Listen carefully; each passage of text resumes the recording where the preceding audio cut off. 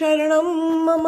मैंने गत जन्म में किसी को कुछ भी नहीं दिया था, इसलिए मेरी ऐसी दशा हुई है। तुम नहीं दोगे तो तुम्हारी भी मेरे जैसी ही दशा होगी। राजन, मैं किसी और के पास दान लेने नहीं गया। मैं तो संतोषी ब्राह्मण हूँ। तुम भाग्यशाली हो कि मैं तुम्हारे द्वार पर आया हूँ। आज मैं किसी सेठ के बरामदे में पूजा कर रहा था तो उसने मुझे वहां से भगा दिया। मेरी संध्या पूजा अपूर्ण ही रह गई। कुछ लोग बरामदे में बैठे हुए लोगों को भगा देते हैं। उठो यहाँ से। मेरा है यह बरामदा। मूर्ख है वह। क्या वह बरामदा अपने साथ ले जाएगा? इस संसार में अपना क्या है और क्या नहीं है, यह यदि मनुष्य जान ले तो वह सुखी हो जाएगा। आंगन में आए हुए किसी भी आदमी से पूछना चाहिए कि क्या पानी पियोगे। हाँ, ठग और धूर्त से सचेत रहना चाहिए। ऐसे लोग दिन में घर देखकर रात्रि में चोरी करने के लिए घुस जाते हैं। वामन बोले, जब मेरी संध्या पूर्ण ही रह गई तो मैंने सोचा कि मेरी भी अपनी थोड़ी सी भूमि हो तो मैं संध्या पूजा तो कर सकूंगा। तुम्हें तो इसका भी पुण्य तो मिलेगा ही। मैं ब्रह्मचारी हूँ, मात्र 3 कदम भर भूमि का मुझे दान दे दो। बलि राजा को आनंद हुआ। चलो, भूमि भी इस पवित्र ब्राह्मण की संध्या पूजा से पवित्र हो जाएगी। कैसा विरागी है यह ब्राह्मण। मैं अपना सर्वस्व देने को तैयार हूँ, फिर भी नहीं लेता। वामन जी से वे कहने लगे, महाराज, जैसे आपकी इच्छा। आपकी इच्छा अनुसार 3 कदम भूमि मैं आज आपको देता हूँ, किंतु भविष्य में भी आपको किसी भी वस्तु की आवश्यकता होने पर आप मुझसे ही मांग ले। अपनी सेवा करने का अवसर आप मुझे देते रहें। वामन जी ने कहा, भविष्य के बाद भविष्य में, आज तो मुझे मात्र 3 कदम भर भूमि दीजिए। बलि राजा 3 कदम भर भूमि का दान करने का संकल्प करने को तैयार हो गए, किंतु यज्ञ मंडप में आचार्य शुक्राचार्य जान गए थे वह कोई सामान्य ब्राह्मण नहीं है। उन्होंने बलि राजा से कहा, शीघ्रता न करो। देवों के कार्य को सिद्धि के हेतु साक्षात नारायण ही आए हैं वामन बनकर। राजन, तुम्हारा सारा साम्राज्य इनके 2 कदमों में नाप में समा जाएगा। तीसरा कदम रखने के लिए भूमि बचेगी नहीं, सो तुम्हें पाताल में डुबा देंगे। जरा सोच कर संकल्प करना, वह वामन तो तुम्हारा सर्वस्व छीन लेगा। राजन, दान तो दो, किंतु विवेक पूर्वक। इस बालक के कदम कैसे होंगे वह तुम नहीं जानते। दान ऐसा न दो कि तुम ही दरिद्र हो जाओ और घर वाले दुखी हो जाए। साधु संतों को सद्भाव से, ईश्वर भाव से दान करो। श्री कृष्ण शरणम मम। तभी तुम्हारा कल्याण होगा। पवित्र सदाचारी ब्राह्मण और सती नारी ही इस धरती का आधार है। बलि राजा ने पूछा, दान न दूं तो? शुक्राचार्य ने कहा, दान अवश्य दो, किंतु अपने कदमों से नाप कर भूमि दो। यह वामन तो विराट रूप धारण करेगा। देवों के हितार्थ स्वयं विष्णु ही वामन का रूप लेकर आए हैं। संकल्पानुसार दान न देने वाला मनुष्य नरक में जाता है। भविष्य का विचार करके सोच समझ कर दान करो। सर्वस्व का नहीं, पंचमांश का दान करो। कलयुग की संतान धन संपत्ति की सेवा करती है, माता पिता की नहीं। धन होगा तो तुम्हारे रिश्तेदार तुम्हारी सेवा करेंगे। वृद्धावस्था के लिए कुछ न कुछ का संग्रह अवश्य करो कि जिसे संतान से मांगने का प्रसंग ही न आए। एक बूढ़ा बीमार हो गया। उसने जान लिया कि उसकी मृत्यु निकट है। उसने अपनी सारी संपत्ति अपनी 3 पुत्रों में बांट दी। बूढ़े का दुर्भाग्य तो देखो, मरने के बदले वह तो भला चंगा हो गया, किंतु अब तो उसके पास कुछ भी न था। सो 3 पुत्र उसे धुतकारने लगे। बूढ़ा दुखी हो गया। किसी पुत्र के पास से एक बार कुछ मांगा तो वह तो आना 2 आना देने की बात करने लगा। बूढ़े का ही सब कुछ था, फिर भी आज उसका ही परिवार उसकी उपेक्षा करने लगा।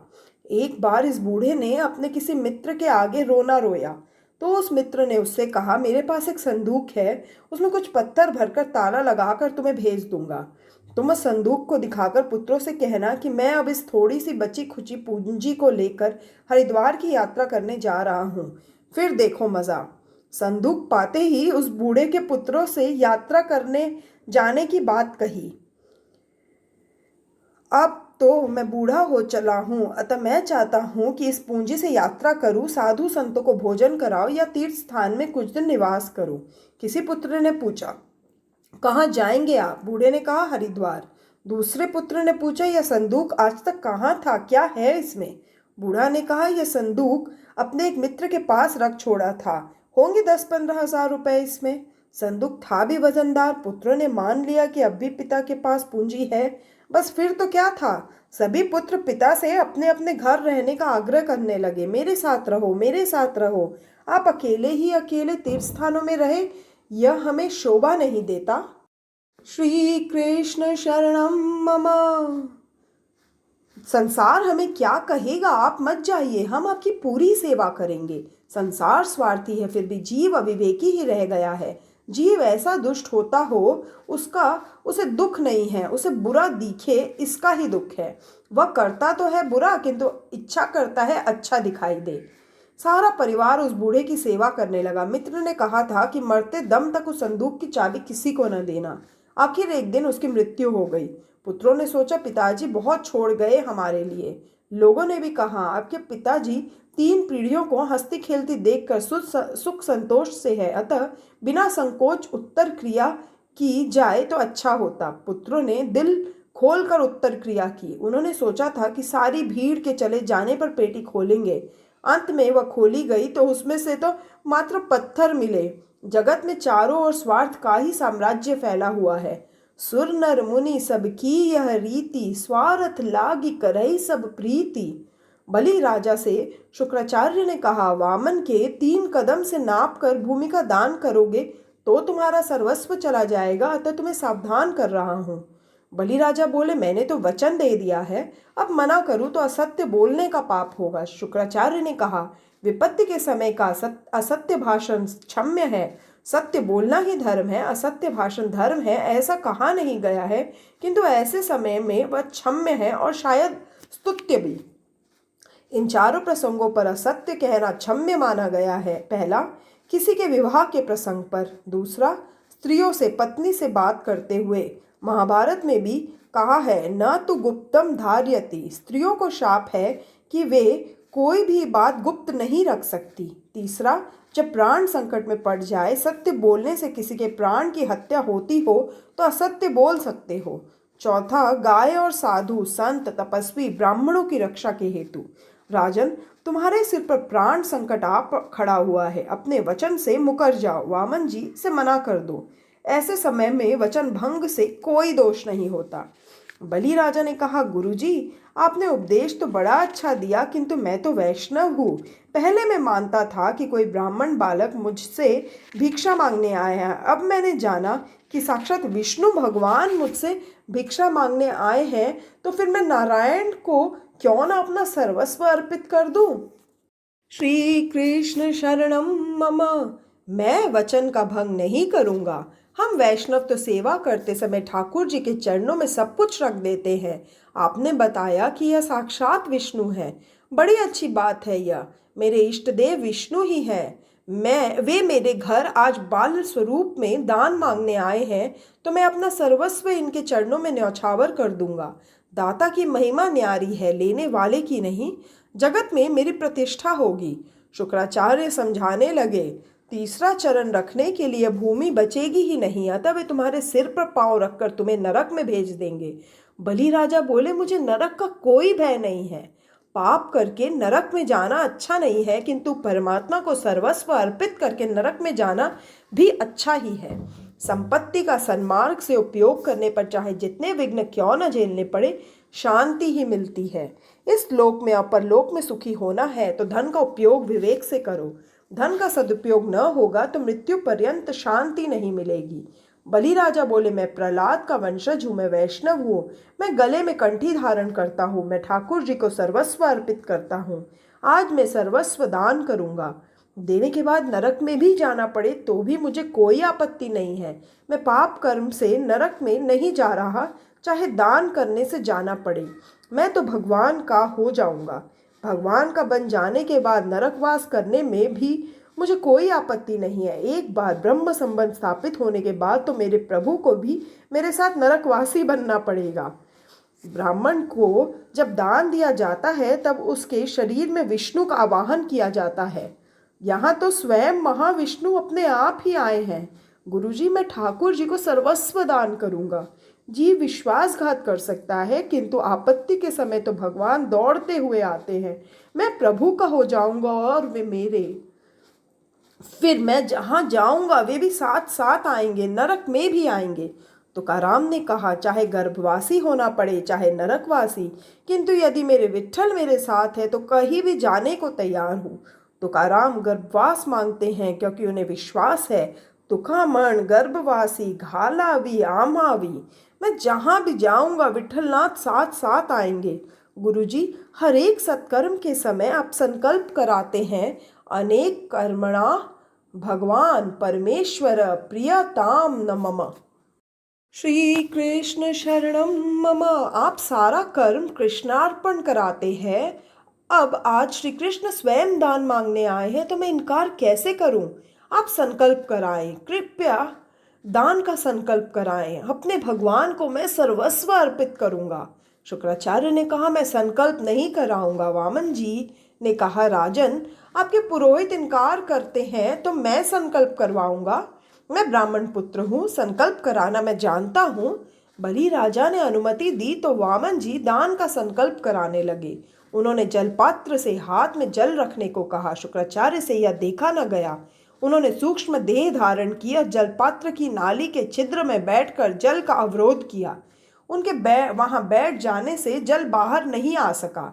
शुक्राचार्य का प्रपंच वामन जी की समझ में आ गया तो उन्होंने दर्भ का एक तृण लेकर जलपात्र की नाली में डाला। ऐसा करने से शुक्राचार्य की एक आंख फूट गई। जब भगवान कृपा करते हैं तो एक आंख फोड़ देते हैं। वे कहते हैं कि मेरा दर्शन कर लेने के बाद जगत को एक ही आंख से देखो, जगत को एक ही दृष्टि से देखो, अनेक में एक व्याप्त है ऐसी दृष्टि से देखो, यही संभाव है। एक ही ईश्वर सभी में है ऐसा देखना ही समता है। एक ही ईश्वर अनेक रूपों से क्रीड़ा कर रहे हैं ऐसा भाव से देखना ही समान भाव है। दो आंखों से देखना विषमता है। एक ही आंख से समदृष्टि से देखो, कुछ भी कपट भाव मन में न रखो। भगवान स्वयं मांगने आए हैं फिर भी शुक्राचार्य के मन से द्वैत भाव नहीं गया। यह मेरा यजमान है या भिक्षुक है, ऐसा द्वैत भाव उनके मन में था। उनकी एक आंख फोड़ दी गई, अर्थात अद्वैत दृष्टि से ही देखना है। योगी एक ही दृष्टि से जगत को देखते हैं। परमात्मा सोचते हैं कि दोनों आंखें फूट गई तो मेरे दर्शन कैसे कर पाएगा। परमात्मा के दर्शन होने के पश्चात एक ही दृष्टि से सभी कुछ निहारो। दो आंखों से दो वृत्तियों से देखने पर विषमता होगी। शुक्राचार्य समझ गए कि अधिक बाधा करने पर मेरी दूसरी आंख भी फोड़ दी जाएगी और वह वहां से हट गए। आंख के विकृत होने पर नाम भी बिगड़ता है, कलंकित होता है। रावण की आंख दृष्टि बिगड़ी तभी तो उसका नाम भी बिगड़ गया। परमात्मा एक ही आंख फोड़ देते हैं। रामायण में भी एक प्रसंग है, रामचंद्र ने जयंत की एक आंख फोड़ दी थी। श्री कृष्ण शरणम मम। भगवान कहते हैं, एक ही दृष्टि से जगत को देखो, अपने पराये का भाव छोड़ो, सभी में भगवान का अंश है ऐसा मानो। एक दृष्टि से देखना समता है, दो आंखों से देखना विषमता है। गीता जी में कहा गया है, समत्वम योग उच्यते, सर्व के प्रति समता रखना ही योग है। संकल्प पूर्ण होते ही वामन जी का स्वरूप विराट हो गया। भगवान ने जगत को आवृत कर लिया। सभी स्थानों में उनका ही स्वरूप दिखने लगा।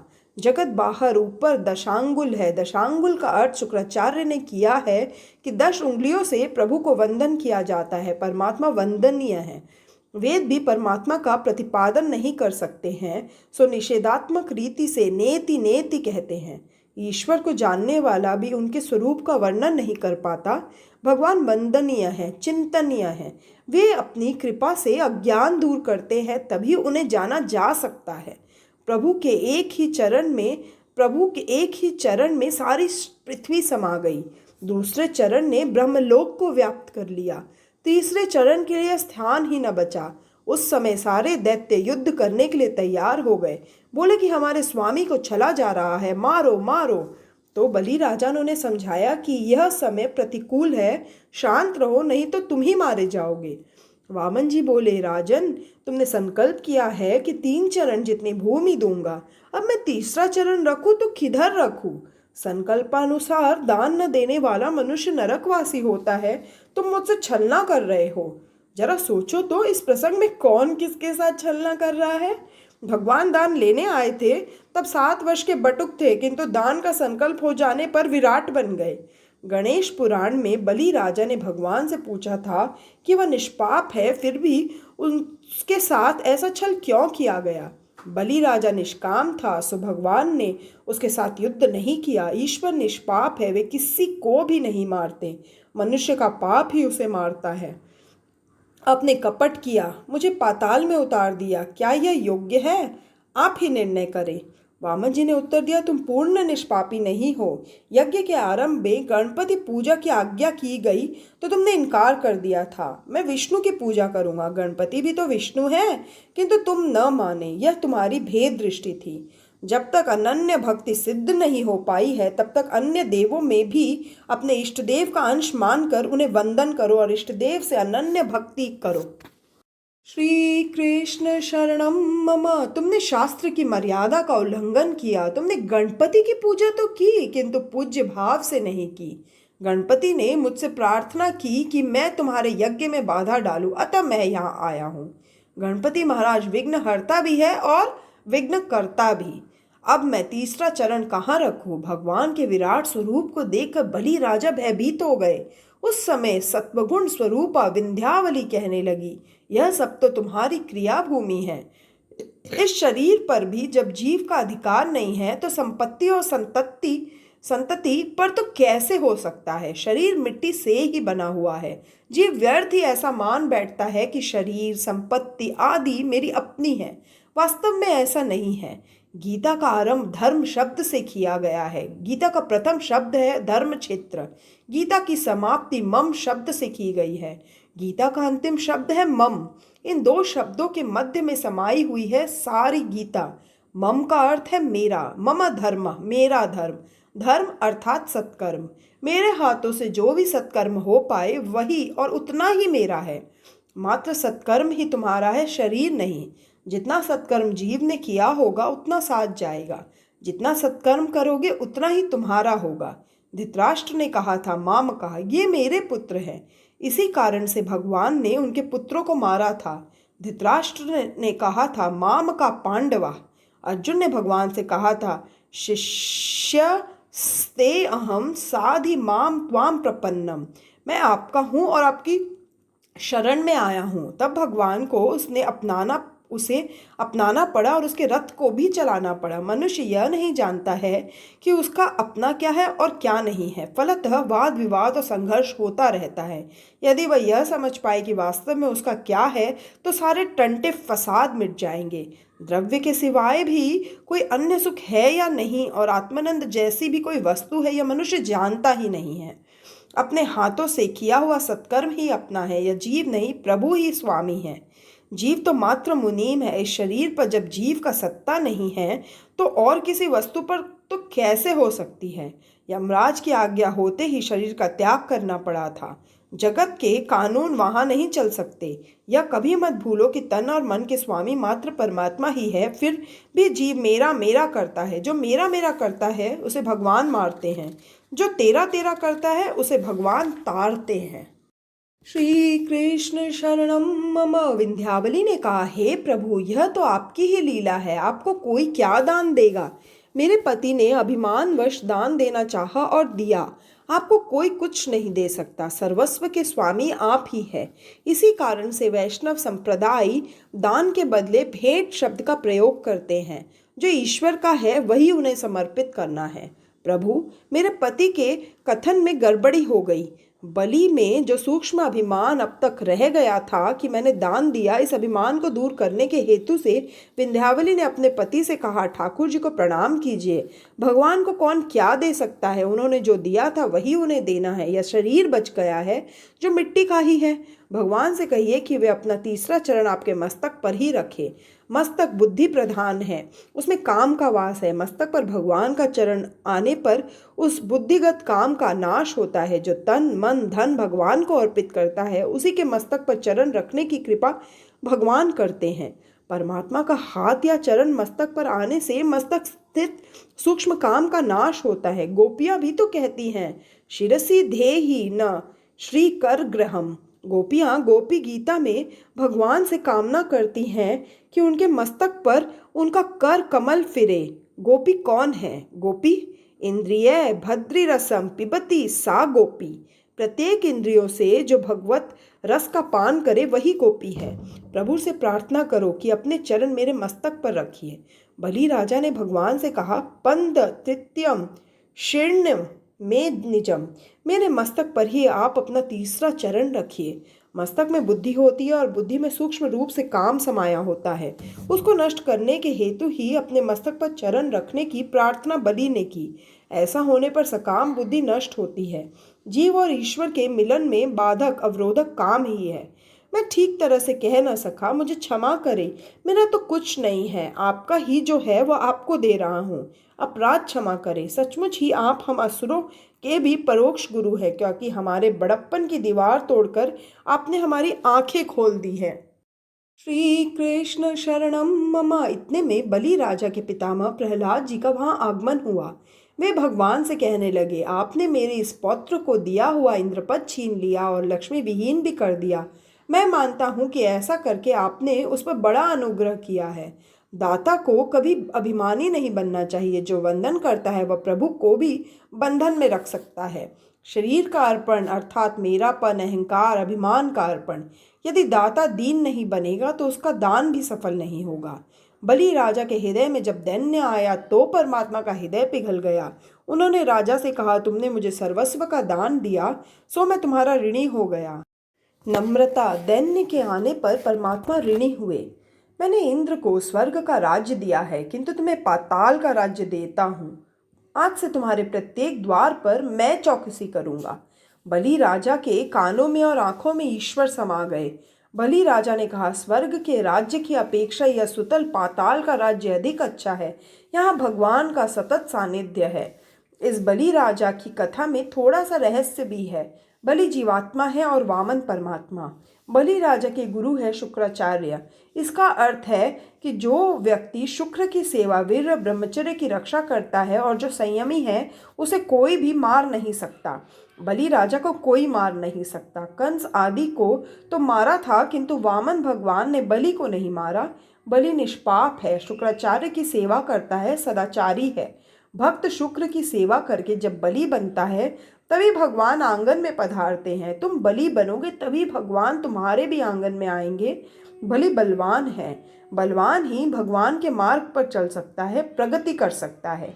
किंतु बलवान कौन है? जो अंदरूनी शत्रुओं को, काम, क्रोध, मद, मोह, लोभ, मत्सर को मारता है, वही बलवान है।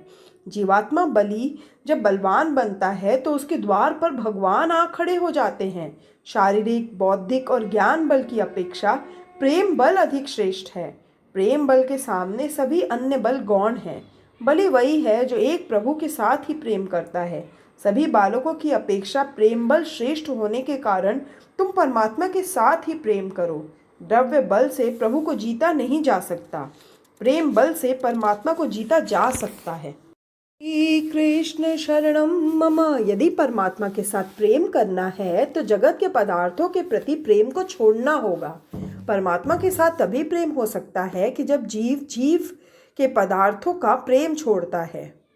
परमात्मा के साथ प्रेम करोगे और संयम बढ़ाओगे तभी तुम बलि बन पाओगे। तभी वामन बनकर भगवान तुम्हारे यहाँ आएंगे। भगवान को मांगते हुए संकोच हो रहा था, अतः वामन बनकर आए थे। जीव प्रेम भाव बढ़ाए तो भगवान बटुक बनकर, निर्बल से बनकर आंगन में आते हैं। कोई एक स्त्री कथा सुनने के लिए चली। मार्ग में उसका बालक रोने लगा। माता ने उसे कुछ खिलौने दिए, फिर भी वह रोता ही रहा। वह माता को आंचल खींचने लगा और कथा में जाने से रोकने लगा। बालक के प्रेम में ममता दुर्बल हो गई, अतः वह स्त्री कथा में नहीं गई। वहीं बालक युवा बना, विवाहित भी हो गया और माता का प्रेम भी भूल गया और माता का प्रेम भी समय के साथ साथ कुछ कम सा हो गया। अब युवक माता को कथा में जाने से रोकता तो माता नहीं मानती और वह कहती कि अब तुम्हें मुझ पर वह प्रेम नहीं है। युवक जब बालक था तो उस पर माता का पूरा पूरा प्रेम था। तुम प्रेम बल बढ़ाओगे और बलि बनोगे तो परमात्मा तुम्हारे आंगन में पधारेंगे। जो सदाचार पूर्ण और संयमित जीवन जीता है उसके घर ही भगवान भिक्षा मांगने जाते हैं।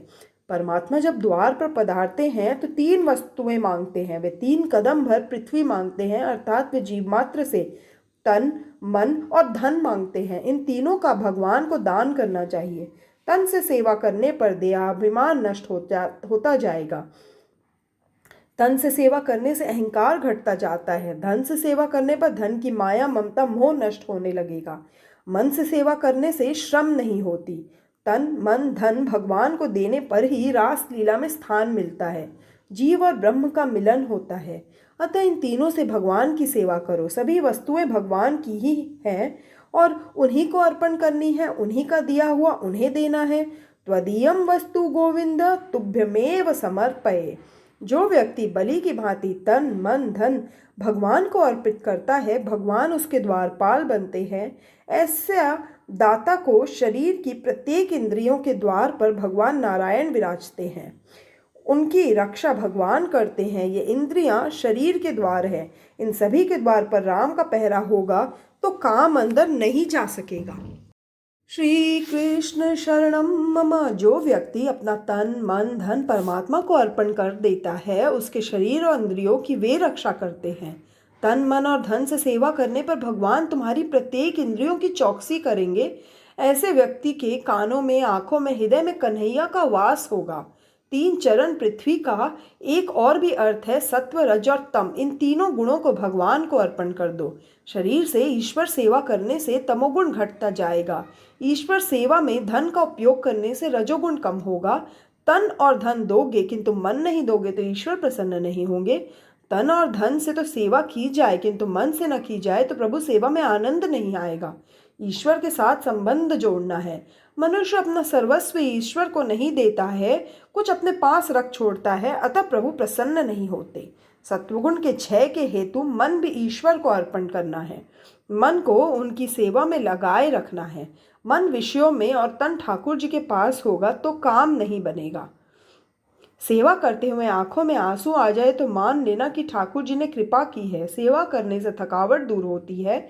ईश्वर के साथ संबंध हो जाए तो थकावट दूर होती है। ज्ञानी व्यक्ति ईश्वर के साथ शरीर से नहीं मन से संबंध जोड़ता है। समर्पणकर्ता को अपने आप को भी समर्पण करना चाहिए। दान देने के बाद बलि राजा ने भगवान को नमन नहीं किया सो वे अप्रसन्न रहे। बलि के मन में सूक्ष्म अभिमान था कि मैंने बहुत कुछ दिया है। अर्पण करके भी उसके मन में दीनता नम्रता नहीं आई। सब कुछ विधि पूर्वक करके भी मानो मैंने कुछ भी नहीं किया है। भगवान से कहो मंत्रहीनम क्रियाहीनम भद्रहीनम जनार्दन।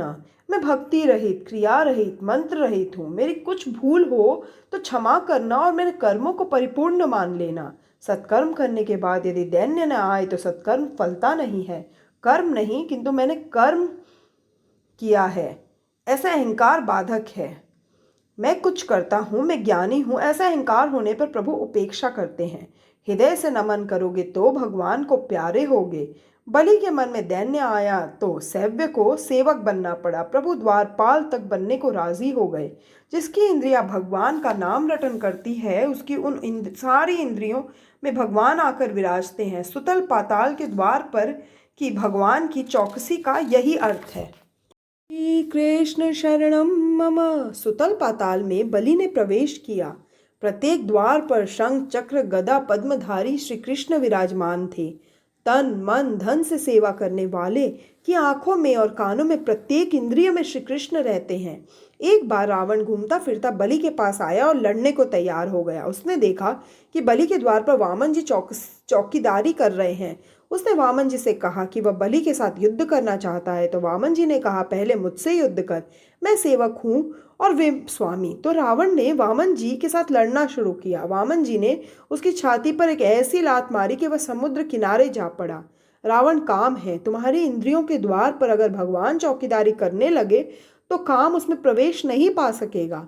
वामन जी ने स्वर्ग का राज्य इंद्र को दिया। वामन जी बलि राजा के घर दान लेने गए तो दान लेकर वहां उनको द्वारपाल बनना पड़ा। जो दान लेता है वह बंधन में फंसता है।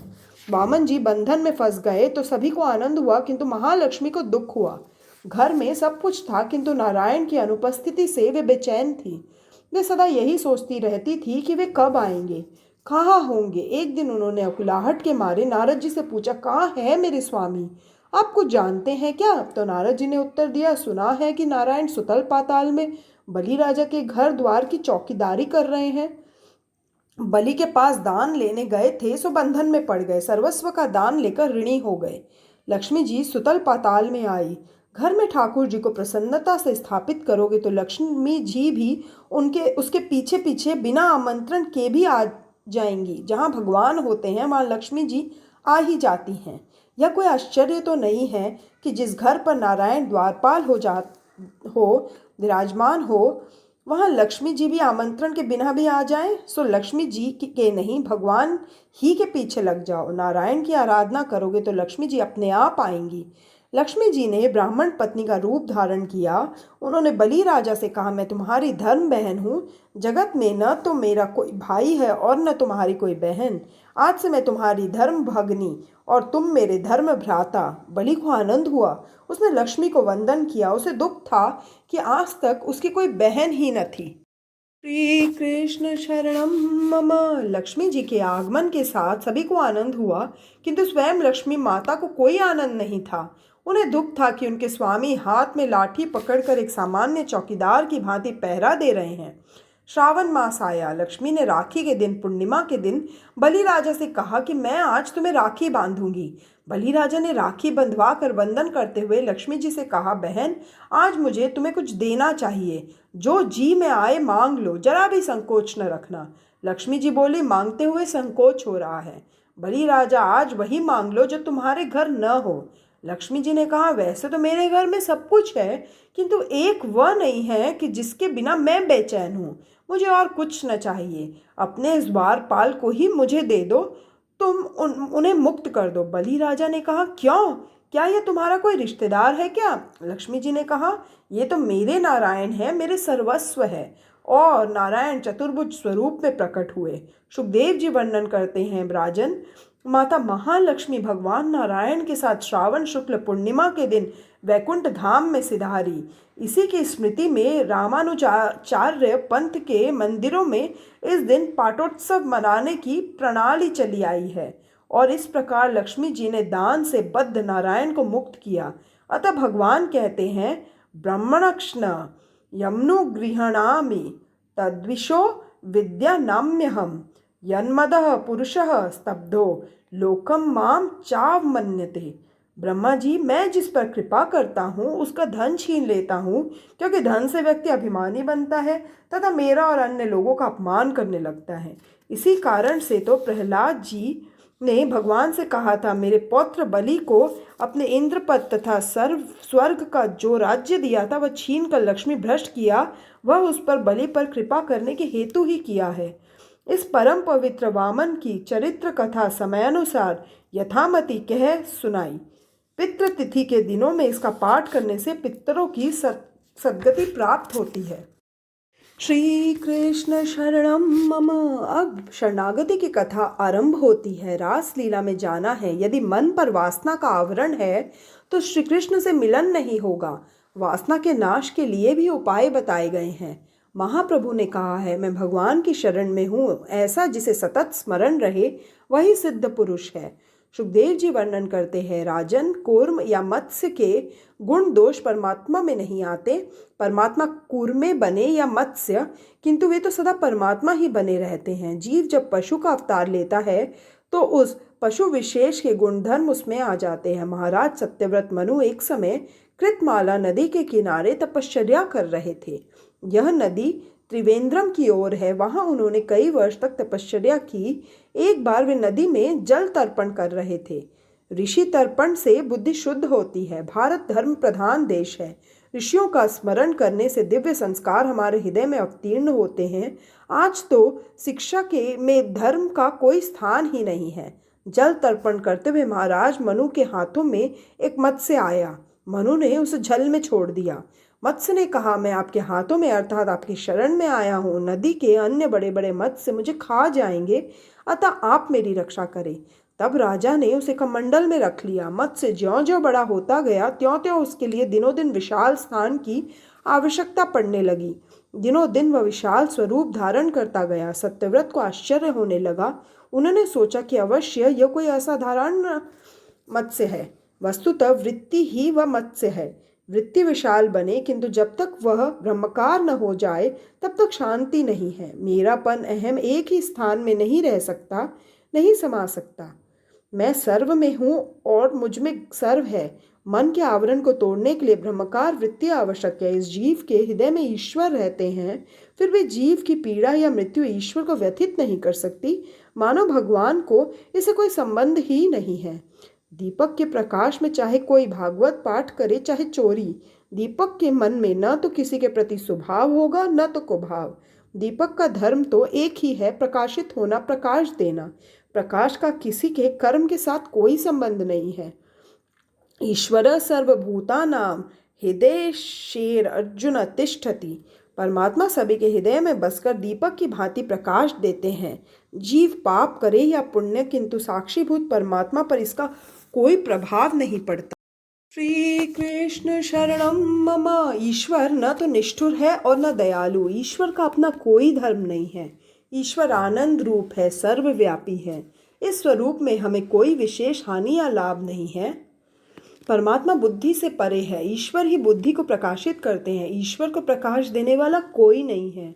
ईश्वर तो स्वयं प्रकाशी है। ईश्वर के सिवाय अन्य सभी पर प्रकाशी है। ईश्वर का दीपक सा यह स्वरूप हमें प्रकाश देता है। इस स्वरूप का अनुभव करने के लिए ज्ञानी पुरुष ब्रह्मकार वृत्ति धारण करते हैं। जब मन ईश्वर का सतत चिंतन करे, वृत्ति जब कृष्णाकार ब्रह्मकार बने, तभी शांति मिलती है। ईश्वर को छोड़कर मनोवृत्ति को जहां भी रखोगे, वह स्थान उसे समा नहीं पाएगा। ईश्वर को छोड़कर सभी कुछ अल्प है, अतः अन्य किसी भी वृत्ति प्रवृत्ति में मनोवृत्ति को शांति नहीं मिलेगी। वृत्ति कृष्णाकार ब्रह्मकार बनेगी, भगवत स्वरूप बनेगी, तभी आनंद की प्राप्ति होगी। लकड़ी में जो अग्नि समाई हुई है, उसका उपयोग कैसे किया जाए यह जानना चाहिए। लकड़ी पर बाहर से अग्नि लगाओगे तो वह जलेगी। स्वयं प्रकाशी परमात्मा सभी हृदय में रहते हुए प्रकाश ही देते हैं और कुछ नहीं करते। प्रभु के सगुण स्वरूप को हृदय में बसाकर उसी में वृत्ति को तदाकार करोगे, तभी शांति मिलेगी। मन को ही मत्स्य की उपमा दी गई है। मत्स्य नारायण ने कहा, राजन, मैं तेरा कल्याण करने के हेतु ही आया हूँ। आज से 7वें दिन प्रलय होगा, सर्वनाश हो जाएगा। तब तुम मेरा स्मरण करना, मैं तुम्हारी रक्षा करूंगा। मुझसे अपनी नैया बांध देना। मनु महाराज प्रभु का ध्यान करने लगे। पृथ्वी जलमय हो गई। तभी वृत्ति ब्रह्मकार होती है, जब कोई ब्रह्मनिष्ठ गुरु मिल जाते हैं। मत्स्य नारायण भगवान सद्गुरु का ही स्वरूप है। गुरु कृपा के बिना मन ईश्वर में स्थिर नहीं हो पाता। मैं आपकी शरण में आया हूँ, मेरी नौका आप पार लगा दीजिए। वृत्ति को ब्रह्मकार बनाओ, सत्यव्रती बनो, सत्य का पालन करो। सत्यनिष्ठ जीव ही सत्यव्रत है, मनु है। कृतमाला के किनारे बसने का अर्थ है सत्कर्म की परंपरा में जीना। ऐसा होने पर ही सत्यव्रत जीवात्मा की वृत्ति ब्रह्मकार होती है और मत्स्य नारायण भगवान उनके हाथ में आते हैं। ऐसे अधिकारी जीव को ही परमात्मा मिलते हैं। प्रलय में चाहे अन्य किसी भी वस्तु का नाश हो जाए, किंतु भगवान सत्यनिष्ठ का नाश नहीं होने देते। सत्कर्मों और सत्यनिष्ठ व्यक्ति प्रलय में भी नहीं मरेगा। श्री कृष्ण शरणम मम। जो भगवान की शरण में जाता है, भगवान जिसे अपनाते हैं, उसका प्रलय में नाश नहीं होता। शरीर नैया है, प्रभु के चरण सिंह है। इस शरीर को परमात्मा के चरणों के साथ बांध दो। आदि मत्स्य नारायण भगवान को सुखदेव जी बार बार प्रणाम करते हैं। आदि मत्स्य नारायण की स्तुति को महात्माओं ने गुरुष्ट ही कहा है। इस मत्स्य नारायण कथा का जो भी कोई पाठ करता है, उसके सभी संकटों का विनाश होता है। मत्स्य नारायण प्रभु ने वेद के चोर दैत्य है ग्रीव का संहार किया। मनु महाराज को मत्स्य संहिता का उपदेश दिया। ऐसे प्रभु को प्रणाम करते हुए हम इस 8वें स्कंद को समाप्त करते हैं। श्री रामचंद्र कृपालु भज मन हरण भव भय दारुणम नव कंज लोचन कंज मुख कर कंज पद कंजारुणम कंदर्प अगणित अमित छवि नव नील नीरज सुंदरम पटपीत मानहु तड़ित रुचि सुचि नौमि जनक सुतावरम भज दीन बंधु दिनेश दानव दैत्य वंश निकंदनम रघुनंद आनंद कंद कौशल चंद्र दशरथ नंदनम सिर मुकुट कुंडल तिलक चारु दारु अंग विभूषणम आजानुभुज शर चाप धर संग्राम जित खरदूषणम इति वदति तुलसीदास शंकर शेष मुनि मनरंजनम मम हृदय कंज निवास कुरु कामादि खल दल कंजनम। सियावर रामचंद्र की जय।